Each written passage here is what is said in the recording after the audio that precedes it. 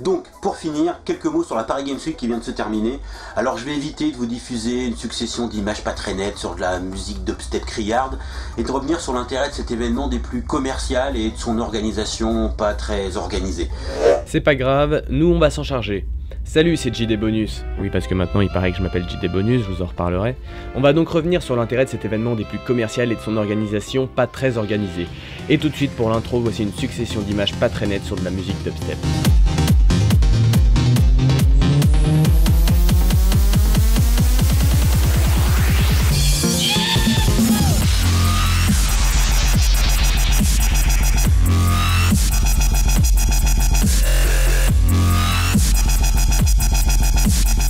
Paris Games Week by Coca-Cola Zero en est donc à sa 4e édition. Elle est organisée par le CEL, le syndicat des éditeurs de logiciels de loisirs.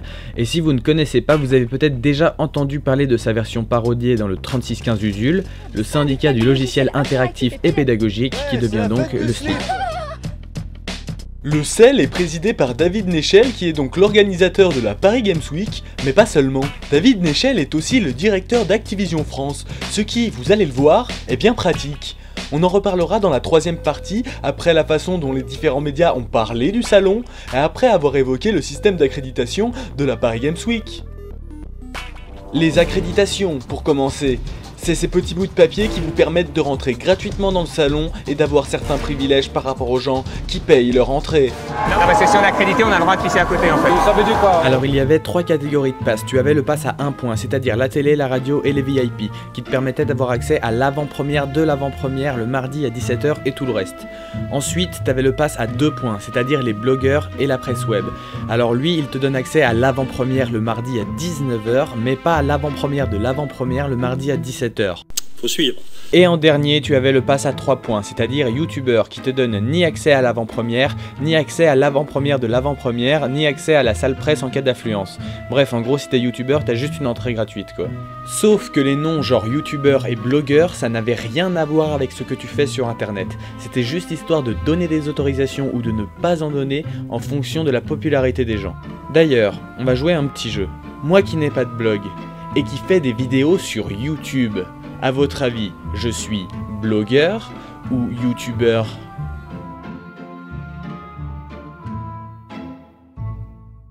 Eh oui, logique, en gros si tu fais un peu de vues, tu peux aller à l'avant-première même si tu veux juste boire du champagne et que tu t'en fous de faire un reportage.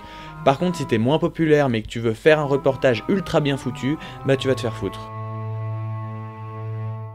En tout cas, si vous étiez accrédité, vous vous faisiez spammer votre boîte mail avec des newsletters, des dossiers de presse, à un tel point qu'on pourrait faire un article de 20 pages sans se déplacer sur le salon, et c'est gagnant-gagnant pour les journalistes qui veulent glander, et pour la Paris Games Week qui peut choisir ce que la presse dira du salon. Le système d'accréditation était tout pourri, il était pourtant écrit « Votre badge sera exigé pour toute entrée et sortie, ainsi qu'une pièce d'identité ». Tu parles, ils n'ont pas vérifié une seule carte d'identité, donc avec une seule accréditation, vous pouviez faire rentrer des gens en imprimant le PDF plusieurs fois.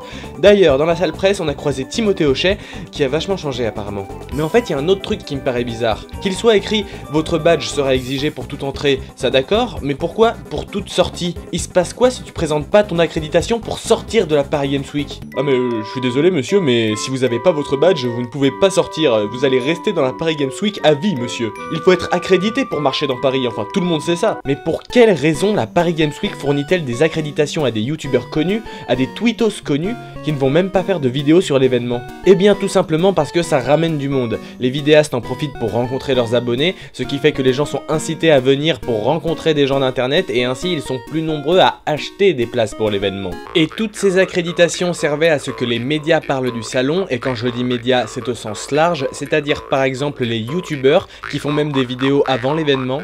Eh bien je serai à la Paris Games Week 2013. Et donc je vous avais promis une rencontre abonnée. Oui, il y aura une rencontre abonnée pendant 5 jours. Et soyez présents, ça me ferait très plaisir. Et donc surtout soyez présents et venez vraiment me voir, ça me ferait vraiment plaisir. C'est typiquement le genre de vidéo que les organisateurs du salon adorent puisqu'ils génèrent des entrées. Et une fois que c'est terminé, il y a de nouvelles vidéos avec de la musique, quelques stands et... Regardez, je suis connu, je prends plein de photos. Je prends plein de photos parce que je suis connu. Regardez, les gens se prennent en photo avec moi. Il y a aussi des youtubeurs qui cette fois ne sont pas accrédités mais qui en parlent pour dire qu'ils ne viendront pas. Seras-tu présent à la Paris Games Week en novembre prochain? Non, je déteste ça. Sur le web, il y a aussi eu la presse écrite qui a parlé de l'incident Call of Duty notamment, sur lequel on reviendra. Certains sites ont d'ailleurs utilisé ma vidéo, dont plusieurs qui pensent que je m'appelle JD Bonus. Non mais sans déconner, vous imaginez un mec sur YouTube qui ferait que des vidéos bonus? Il y a aussi les journaux télévisés qui traitent toujours les jeux vidéo avec beaucoup de professionnalisme. Il y a par exemple France 2. Les regards sont fébriles. Déjà là, les regards fébriles, tu sens qu'ils sont partis pour un bon reportage de merde quoi. Les mains s'agitent. L'ambiance est aux sensations fortes. L'ambiance est aux sensations fortes à la Paris Games Week? Non, pas spécialement, non. Nous rappelons que parmi les jeux présentés, il y avait I Love My Pets, My Farm 3D, Barbie et le salon de beauté des chiens, donc cette affirmation est totalement bidon et sert juste à illustrer les propos qui vont suivre. Car oui, ce n'est que le début. Une demi-heure ou 4 heures d'attente pour découvrir les dernières nouveautés. Qu'importe, pour eux, les jeux vidéo sont bien plus qu'une passion, une addiction. Est-ce que vous le sentez venir? Un plaisir en apparence anodin, mais qui peut vite devenir envahissant. C'est presque une drogue, ouais. Une drogue qui, si les joueurs n'y prennent pas garde, pourrait dévorer la vie de famille. Vous ne rêvez pas, le reportage de France 2 sur la Paris Games Week n'est en fait qu'un torchon de conneries sur l'addiction aux jeux vidéo. Vous n'y trouverez aucune information sur le salon et en plus le sujet de l'addiction est très mal traité. Guylaine Crouille, elle, déborde même beaucoup. Loin du stéréotype du jeune joueur masculin. Et voici un beau cliché puisque des études ont montré qu'un joueur sur deux était une femme. Ils ont pas bien lu les dossiers de presse, hein, c'était écrit pourtant. Et il termine par une conclusion bien merdique histoire d'en remettre une couche. Jouer jusqu'à l'addiction. Les spécialistes parlent aussi de dépendance. C'est une addiction et les spécialistes parlent aussi de dépendance? Ah mais c'est bizarre ça. Allons voir la définition d'une addiction. Addiction. Dépendance à une drogue, une activité ou une structure sociale. En gros, France 2 a simplement fait une tournure de phrase différente pour dire exactement la même chose, puisque le mot addiction est en fait un synonyme de la dépendance. Et bien sûr, il ne pouvait pas finir sans un jeu de mots bien beauf. Dans ces cas-là, game over.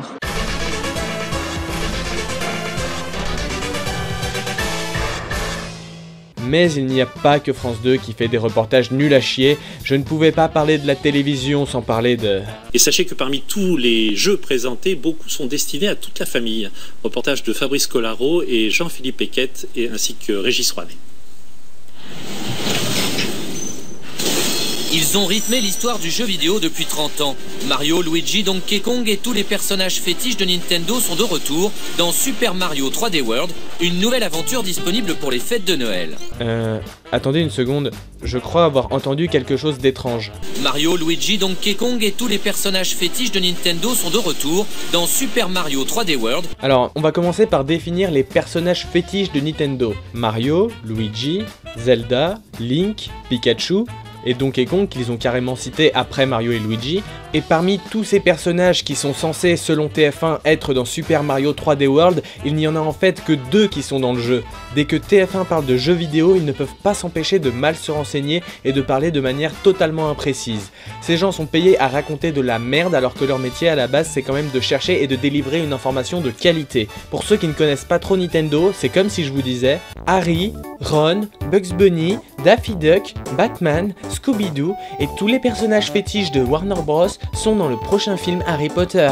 Bref, je vous passe le milieu du reportage qui est vide et sans aucune information pour se concentrer sur la fin. Enfin, voici un nouveau concept avec les Invisimals, des cartes à collectionner qui prennent vie à l'écran quand on les montre à la caméra de la console. On appelle cette technologie la réalité augmentée.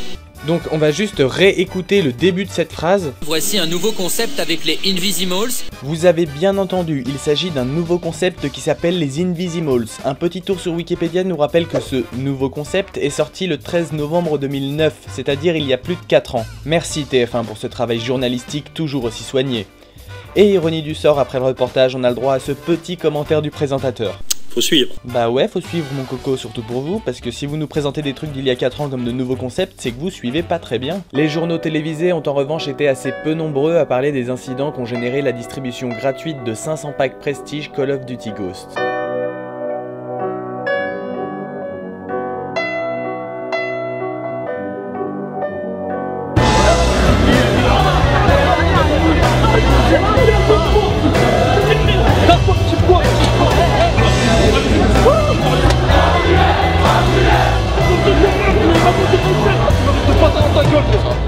Nous allons commencer par parler du lien entre Activision et la Paris Games Week. Quand vous arriviez à la Paris Games Week, dès l'entrée vous pouviez voir une grande publicité, enfin non, on peut pas dire qu'elle était grande, elle était gigantesque. Pour vous montrer à l'échelle humaine, on a mis Kama et Xav devant et ils sont vraiment minuscules. Activision a bien prévu le truc puisqu'ils ont inscrit l'emplacement du stand sur l'affiche. D'ailleurs les stands Activision étaient étrangement bien placés puisqu'ils étaient tous les deux à des endroits où vous étiez sûr de passer, et rares étaient les stands qui ne touchaient aucun contour du lieu. Mais ce spam IRL ne s'arrête pas là, je vous montrais tout à l'heure la salle presse mais j'ai oublié de diffuser le plan en entier. On y trouvait des magazines gratuits avec de toutes petites publicités pour ce jeu. Ce super jeu qui n'est pas du tout une arnaque de pigeons, voici à gauche des images de la fin de Call of Duty Modern Warfare 2 et à droite la première mission de Call of Duty Ghost. Activision a décidé d'organiser une distribution de 500 exemplaires de ce jeu, d'abord à la Games Week de Milan, une semaine avant la Paris Games Week, cela avait tourné en émeute et le stand avait été saccagé. Mais Activision a décidé de renouveler cette opération en France pour la Paris Games Week. C'était le mercredi 30 octobre, vous voyez sur ces images le 7ème métro de la journée, je suis arrivé dans le premier et c'était 10 fois plus impressionnant. Les gens sont arrivés en pensant pouvoir obtenir un exemplaire du jeu alors que les 500 personnes attendaient déjà depuis la veille au soir. Le portail du parc des expositions a été escaladé puis cassé, j'ai ensuite fait ma première rencontre du fameux Moïse qui était déjà en train de menacer des gosses. Hey, t'es un petit bâtard. Voilà, tu mérites de pas dans ta gueule toi. Fais le boss et fais le cowboy. Voilà, fais le cowboy. Pas seulement. Puis profitant de la situation, j'ai réussi à rentrer dans la Paris Games Week totalement vide. Et oui, je vous rappelle qu'avec un petit bout de papier qui s'appelle une accréditation, on peut tout faire. Mais c'est un peu chelou, c'est quand même vachement vide je trouve cette année. Enfin je sais pas, j'y suis pas allé l'année dernière mais il me semble qu'il y avait quand même un peu plus de monde.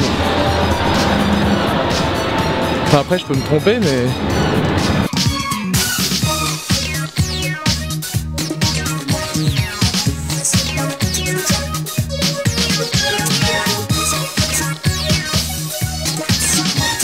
J'ai pu filmer à peu près tout ce que je voulais sauf un stand. Cyprien ? Vous avez l'autorisation, vous êtes rentré par où? Je sais pas parce que moi je surveille ce stand, il m'a pas dit qu'on pouvait prendre des photos, je peux pas. Vous pouvez revenir après 9h, c'est mieux, comme ça vous demandez directement au gars s'il est d'accord. Il est surveillé, vous voyez, alors après... Bref, les gens à l'extérieur ont commencé à forcer les portes, puis dès l'entrée ce fut le bordel. Je n'ai pas souhaité filmer certaines choses par respect pour les personnes concernées, mais il y a eu des blessés, des pleurs, les pompiers, la police. Mais ça tombe bien car c'est exactement l'image qu'Activision attendait de cet événement. Quoi de mieux comme publicité pour un jeu que de dire « Eh regardez, notre jeu est tellement cool que les gens se battent pour l'obtenir. Vous aussi, procurez-vous-le vite !» Mais le plus étonnant, c'est le communiqué de presse de la Paris Games Week qui se fout ouvertement de notre gueule avec marqué « Nous ne déplorons aucun blessé ni dégâts ».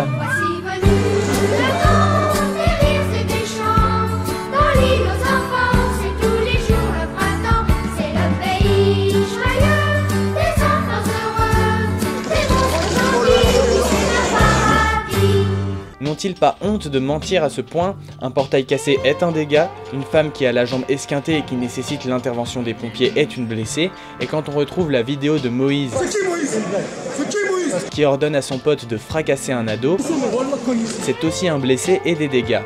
On aurait d'ailleurs aimé savoir si ce Moïse était vraiment un vigile et si oui, qui était son employeur, la Paris Games Week ou Activision, et par la même occasion savoir qui étaient les responsables de ces incidents, mais nous n'avons eu aucune réponse pour une raison simple. La Paris Games Week étant organisée par le directeur général d'Activision France, Activision ne pouvait pas rejeter la faute sur la Paris Games Week, et la Paris Games Week ne pouvait pas rejeter la faute sur Activision. En réalité, ce sont donc les deux qui sont coupables. Beaucoup ont pourtant essayé d'avoir des précisions des organisateurs de l'événement, mais leur seule réponse c'était « Je ne répondrai pas à cette question car nous avons fait un communiqué de presse. Interroge-moi plutôt sur l'affluence record du salon. » Ils nous renvoyaient donc vers leur communiqué mensonger, impossible d'en savoir plus que ce soit en interview, en leur envoyant des mails ou en les appelant. Hello, hello, baby, you called, I can't hear a thing. I've got no service in the club, you say. What did you say? Oh, you're breaking up on me. Sorry, I cannot hear you, I'm kinda busy. Sorry, I cannot hear you, I'm kinda busy. Just a second, it's my favorite song they're gonna play. And I cannot text you with the drink in my hand. You shouldn't make some plans with me, you knew that I was free. you won't stop calling me. I'm kinda bad.